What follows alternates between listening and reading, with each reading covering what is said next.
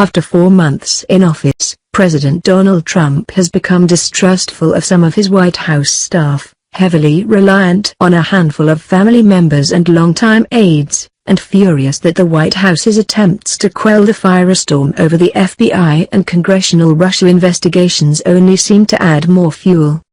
Trump's frustrations came to a head this week with the firing of FBI Director James Comey, who was overseeing the probe into his campaign's possible ties to Russia's election meddling. Fearful that his own team would leak the decision, Trump kept key staff in the dark as he pondered the dramatic move. The communications staff charged with explaining the decision to the American people had an hour's notice. Chief strategist Steve Bannon learned on television, according to 3 White House officials, though a person close to Bannon disputed that characterization. When the White House's defense of the move failed to meet his ever-changing expectations, Trump tried to take over himself. But he wound up creating new headaches for the White House, including with an apparent threat to Comey.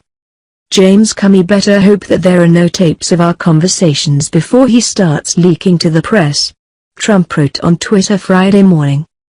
For a White House accustomed to bouts of chaos, Trump's handling of Comey's firing could have serious and long-lasting implications. Already Trump's decision appears to have emboldened the Senate Intelligence Committee investigating into Russia's election interference and the president's associates, with lawmakers announcing a subpoena for former National Security Advisor Michael Flynn. Comey's allies also quickly made clear they would defend him against attacks from Trump, including disputing the president's assertion that Comey told Trump he was not personally under investigation. Several people close to the president say his reliance on a small cadre of advisers as he mulled firing Comey reflects his broader distrust of many of his own staffers. He leans heavily on daughter Ivanka Trump and son-in-law Jared Kushner, as well as Hope Hicks, his trusted campaign spokeswoman, and Keith Schiller, his longtime bodyguard. Schiller was among those Trump consulted about Comey and was tapped by the president to deliver a letter informing the director of his firing. Trump confidants say Bannon has been marginalized on major decisions, including Comey's firing, after clashing with Kushner. And while Trump praised Chief of Staff Reince Priebus after the House passed a health care bill last week, associates say the president has continued to raise occasional questions about Priebus' leadership in the West Wing. Still, Priebus was among the tight circle of staffers Trump consulted about Comey's firing.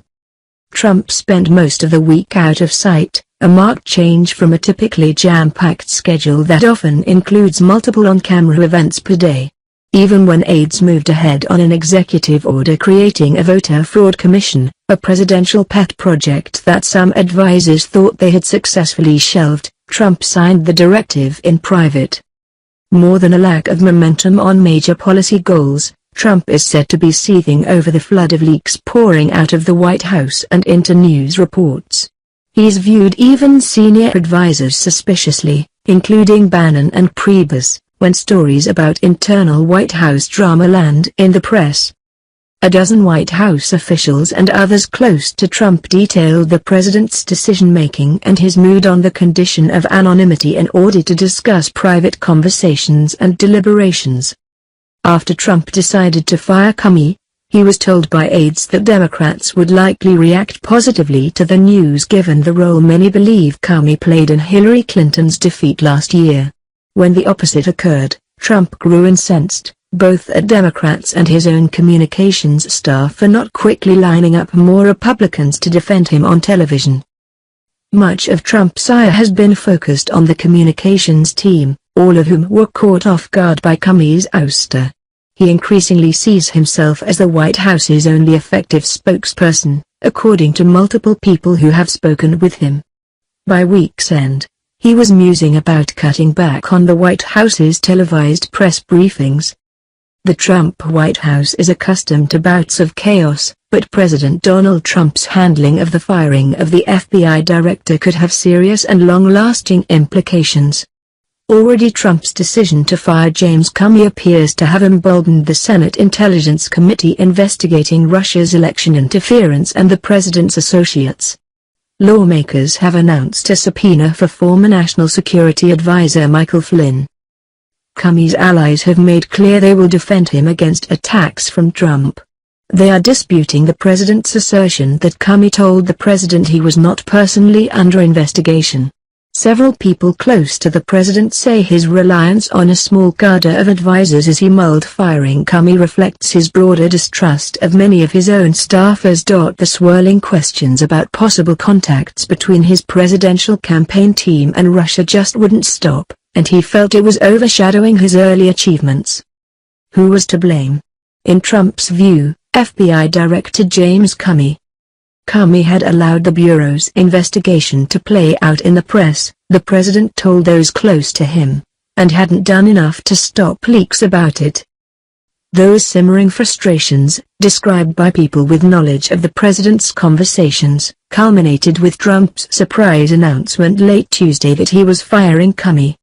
The people recounting the behind-the-scenes activity spoke only on condition of anonymity to disclose private discussions. White House officials offered a somewhat different version Wednesday of how Trump came to fire Comey, casting his decision as one that reflected an erosion of confidence that had long been in the making. Frankly, he'd been considering letting Director Comey go since the day he was elected, said White House spokeswoman Sarah Sanders. She also expressed the White House hope that the Russia investigation would wrap soon. We'd love for that to be completed so that we can all move on. But for weeks, the Russia investigation has not appeared to be going away. Comey confirmed in March that the FBI was looking into possible coordination between the Russians and Trump associates. As Trump's presidency hit its 100-day mark, reporters were still asking questions. Just last week, Comey answered more questions about it at a hearing before the Senate Judiciary Committee. That testimony, during which Comey noted he felt mildly nauseous at the thought that his actions in the Hillary Clinton email case influenced the election, made Trump increasingly convinced he wanted Comey gone, according to a White House official.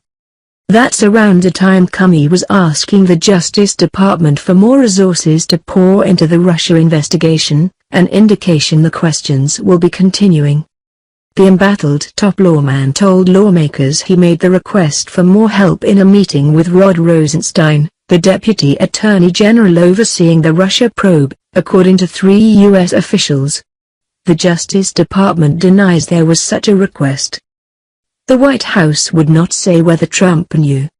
2 White House officials said some of Trump's frustration centers on what he views as unfair coverage of his decisions and overly harsh criticism of Press Secretary Sean Spicer, as well as Deputy Press Secretary Sarah Sanders, who led much of the response to Comey's firing. Aides said Trump does not believe his team gave contradictory stories about his decision to fire Comey, despite the fact that the White House's explanation changed dramatically over a 48-hour period. The White House initially said Trump was compelled to fire Comey by a critical memo from the Deputy Attorney General on the director's handling of last year's investigation into Hillary Clinton's email. Aides later said the president had been considering firing Comey for months, and Trump said he would have made the decision regardless of the Justice Department recommendation. The challenge they have is that the president sometimes moves so rapidly that they don't get a team around that gets it organized, said Newt Gingrich, the former House Speaker and Trump ally. He's a little bit like a quarterback that gets ahead of his offensive line. Trump is mulling expanding the communications team and has eyed hiring producers from Fox News, according to one White House official.